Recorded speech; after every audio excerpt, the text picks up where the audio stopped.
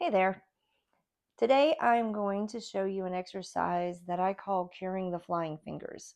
So when most people start learning guitar or any stringed instrument really, their fingers are very tight. There's a lot of tension in the hand and they tend to want to go through the frets like this.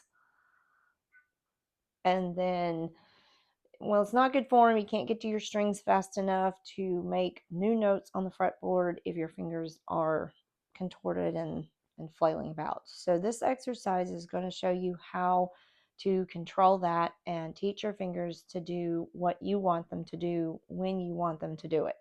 So we're going to start this around the 5th to 7th fret. You can start it higher if you need to, because you will have to stretch your fingers out so that you have one finger on each fret at the same time. So if you need to start higher, you're welcome to do that. This exercise can be done on any string instrument. You could use it on a banjo, a ukulele, a bass guitar, the acoustic guitar. You can even use this exercise on a violin or cello or anything where you're going to have to use your fingers to create notes on a fretboard. So we're going to start with finger 1. If you have forgotten what your finger numbers are, they are 1, 2, 3, and 4. And you want to keep your thumb on the back of your fretboard and try to make an invisible line between your thumb and your middle finger. And this will give you the optimal amount of finger stretch. So we're going to start on the 5th fret and we're going to play 5, 6, 7, 8. Now, once we get all 4 fingers down, now the object is to try to pull those fingers off one at a time, leaving the pointer finger on the fret at all times. So we're going to pull the pinky off, ring, and then your middle finger will come off.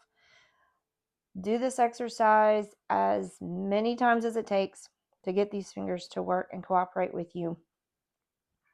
And if you can't get them all 4 down at once, start with just 2. Then work to 3. And then finally 4.